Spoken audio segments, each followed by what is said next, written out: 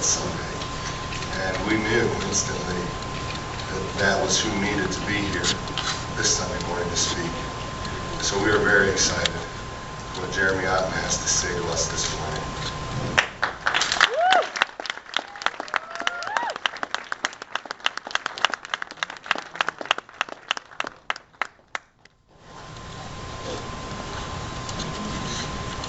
That's my baby. All right. Well, good morning. Our theme this week has been relentless. The verse that we have was, "Be on your guard, stand firm in the faith, be courageous, be strong." 1 Corinthians 16:13. Now, what does the word relentless mean? Before I even knew, actually, on the shirts we were given, we had this definition. We wore it on our backs yesterday. That definition is to be continuing without becoming weaker, or less severe, or oppressively constant. Some synonyms for this is persistent, continuing, constant, or endless. We need to keep staying constantly pursuing God in what we do. Our pursuit needs to be endless. We need to be relentless, looking to help others. Now, before we do any of that, we have to look back to where we came from. The Salvation Army and William Booth.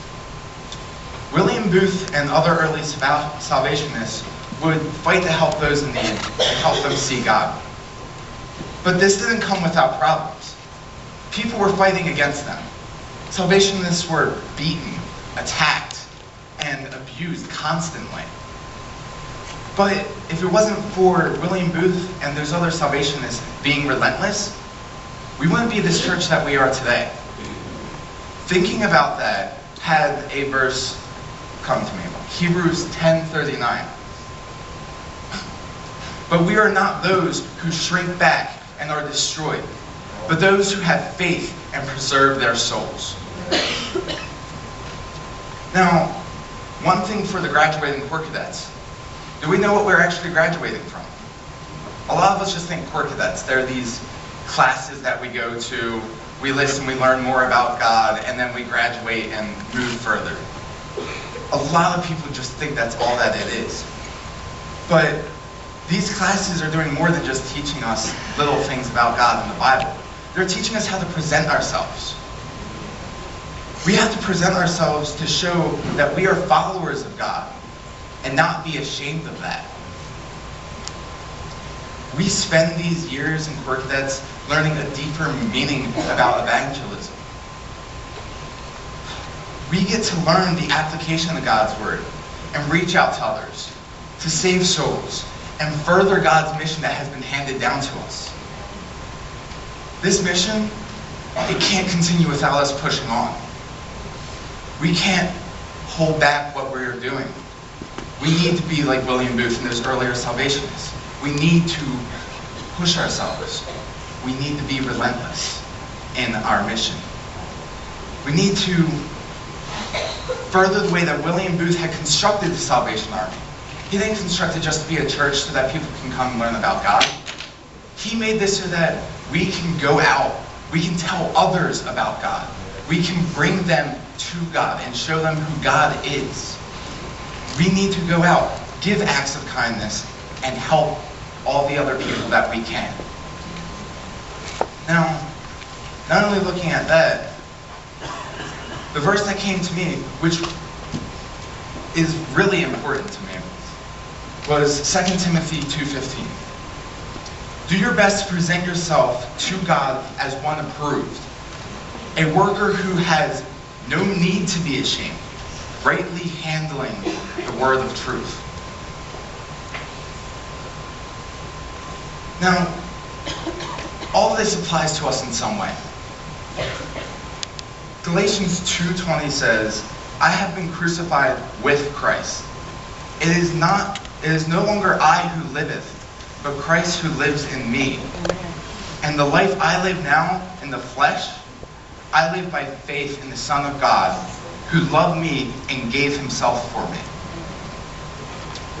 Applying this to our lives can be a really hard thing. I've gone to the Salvation Army my entire life. I wasn't brought in, my mother brought me in. Her mother brought her in. My grandmother's the one who really brought everybody in, but really going through school, having to go there, and people wondering. I have actually been asked, because I will talk about the Bible in school. I will mention things about it, and apparently I don't look like I would go to church. I didn't know that there's a general look for anybody who goes to church, but they asked me, "You really go to church?" And I tell them, I have my entire life. I have God in my life. I believe everyone needs that. And there have been people who have come after me and tried questioning things, tried pushing me down, making it where I can't stand for God. But I can't let that happen. And nobody else here can. The graduate Corps Cadets, the Corps Cadets that are coming in, the Corps Cadets who just graduated level 1 and level 2, even the junior soldiers that are going to come into Corps Cadets at some point. The leaders that we have who used to be or may not have even used to be Corps Cadets. We have to learn that it all applied to us in some way. And that application to us needs to apply to others around us. Now, with this being hard, we need to learn that it isn't just being applied to us, like I said. It's about others. We aren't going through this to say, "Oh, I'm a man of God. You all can look at me. I'm going to heaven. I don't need you." It's not about that. This is all about going to others and saying, "Yes, I am a man of God. Would you like to be too?" We need to help everyone, any chance that we get. It doesn't matter how inconvenient it can be for us. That inconvenience has no bother to us. We need to help these people. There's so many people in the world that need this help. We help these people through mission trips, out of the country or even in our own state, going out into just our community by the church, and even saving people. It brings more people in for Christ and for them. Now, that all doesn't end there. We were told that earlier. It doesn't end with this graduation. We don't stop being part of the Corps. We're still there. We need to be. Our Corps need us too, as much as we need them. Now, since it doesn't end, us graduate Corps Cadets now, we can go out, we can help these up-and-coming Corps Cadets. These Corps Cadets who may be going through some sort of struggle. No matter what that struggle is, we can be there. They may be having problems with, "I don't know what I can do for the Corps. I don't feel like I can do anything for the Corps." That's not true. Last time from when I graduated second level Corps Cadets, we were given some positions. There are many different things we can do, things I didn't even think of. We had greeters at the Corps for a good bit. We would stand by the doors for when new people came in. We could show them who we are as soon as they walked through the door and help them, greet them, tell them what the church is about, answer any questions that they needed. We had people who became part of the praise band. I started the praise band after my second level of Corps Cadets. I know my uncle, I'm gonna call you out, Dylan, by the way. He's in praise band. We have singers, Miss Mary Lou, Joe's on our drums. These are little things that people don't think about that bring people in. It's not the only way to get people to come in by greeting them and talking to them or praying for them. But there's so many ways to show people what we do for God. We sing, we play music, we do poetry, we do spoken word. We do this all respectfully in God's name. We have to present ourselves in that way. And after we graduate, we don't take off this uniform and say, I'm done. We continue. This is a lifelong thing that we have to do. Now, William Booth continued throughout his entire life. And it didn't stop with him. It didn't even stop with his family. If it wasn't for his family, too, we wouldn't be here. We saw in one of the videos, how many Booths were generals? Three. Three of them. Starting with William Booth. He brought his family into it. They believed like he believed. Now, there's a lot of us who have people in our family who aren't there either. And I understand that. I have someone in my family who doesn't come to church. Just because he says no, doesn't mean that we can't keep asking. Recently, my father started coming to church with us more often. He started for a little bit, things got a little tough, and he stopped.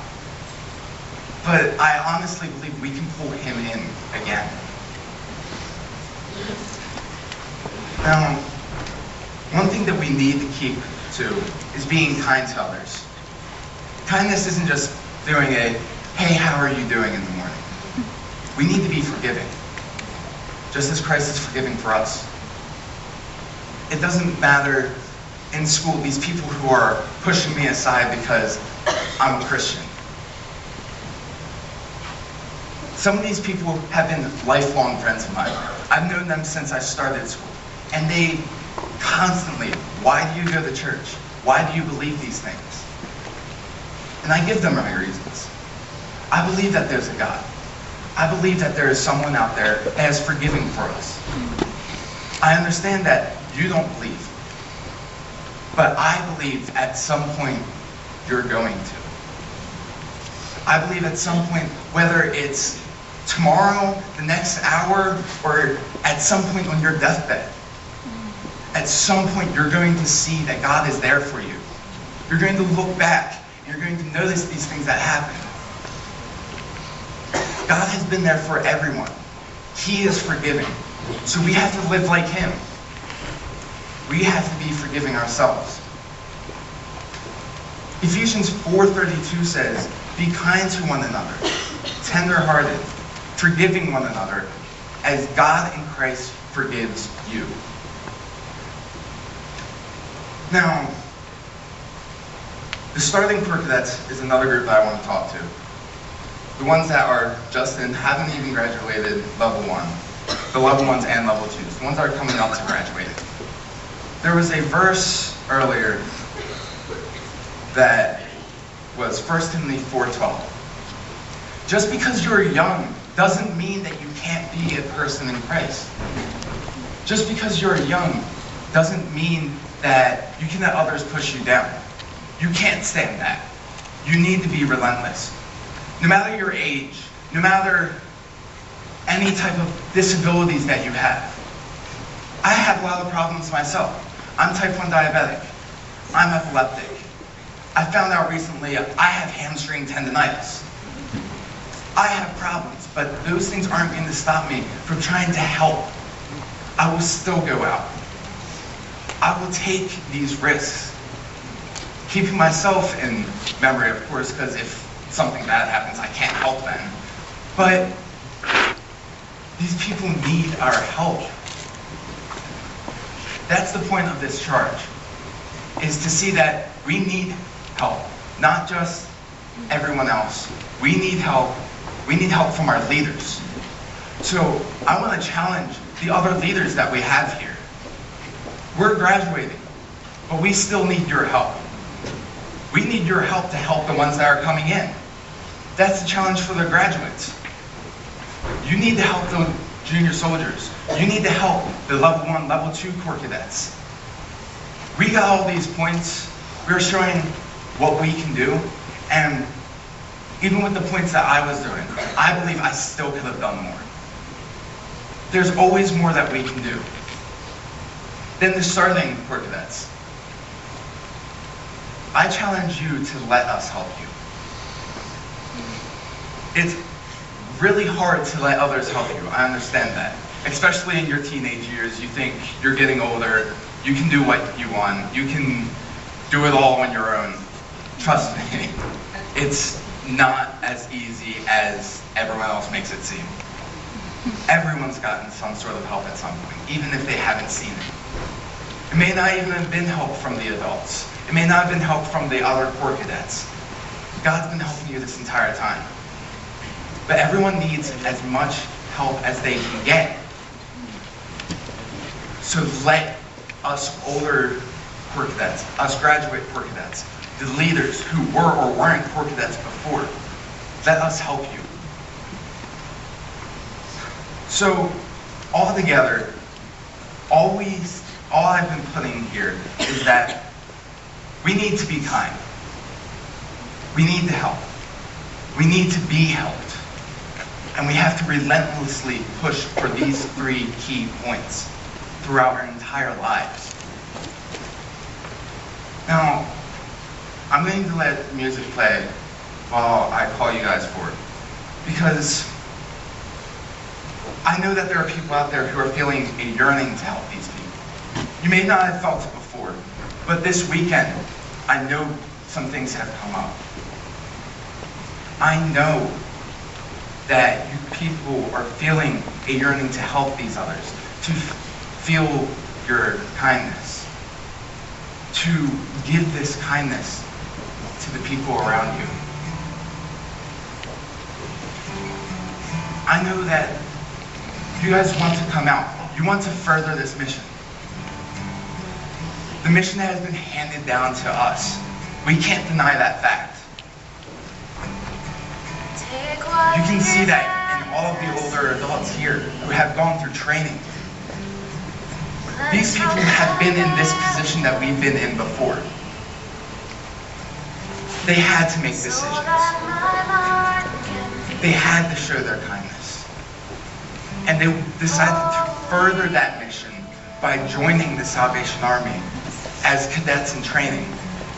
They come up from lieutenants to captains to the colonels, all the way up to the general. These people have been part of the Salvation Army, and they have been helping us forever. So anyone out there who is feeling that yearning to come out and help, to show that kindness, to further this mission. If you are feeling God leading you to help these people, come to the altar now.